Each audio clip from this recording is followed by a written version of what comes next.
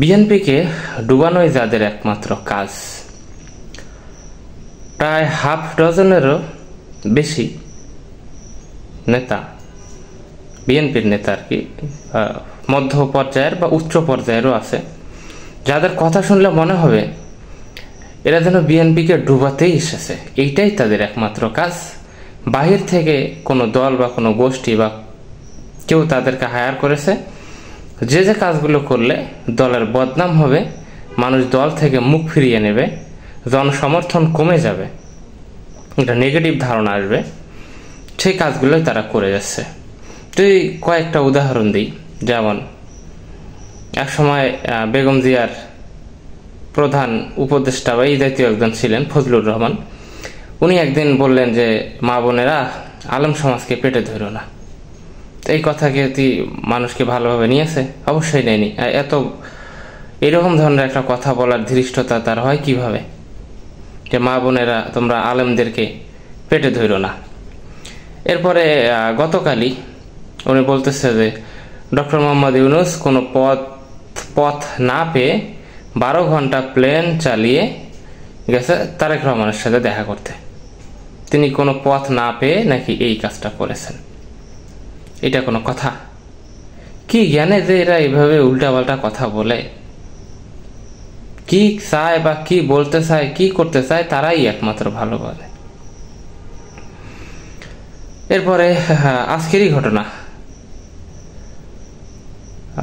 VP নূর, একসময় VP নূর গণ অধিকার পরিষদের যে চেয়ারপারসন, সে তার এলাকায় গিয়েছিল, গলাচিপা এলাকা, যাই হোক কোনো বিভাগের যে সঠিক মনে নেই, সেখানে গিয়েছিল কোনো সমাবেশ করতে। ওখানে বিএনপির নেতাকর্মীরা তার উপর আক্রমণ চালায়।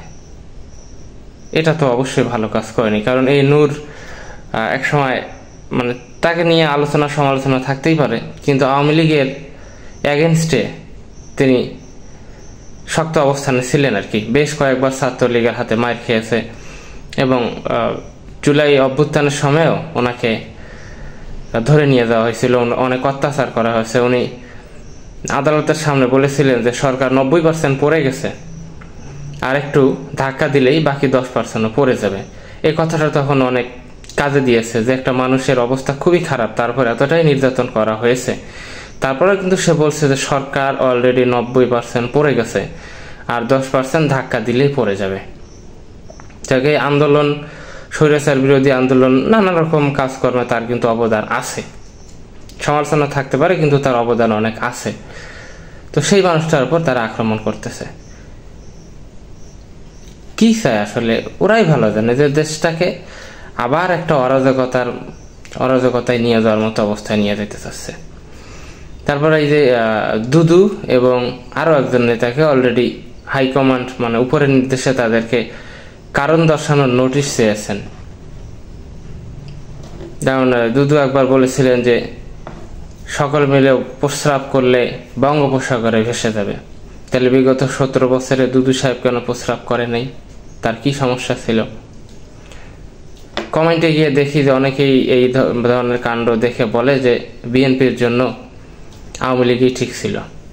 মাঝে মাঝে মনে হয় যে এদেরকে দৌড়ের উপর রাখতে আওয়ামী লীগই ঠিক ছিল। এত বড় একটা সুযোগ সুবিধা তারা পাচ্ছে, মানে জন আকাঙ্ক্ষাকে উপেক্ষা করে তারা নিজেদের মতো উল্টাপাল্টা বক্তব্য দিয়েই যাচ্ছে।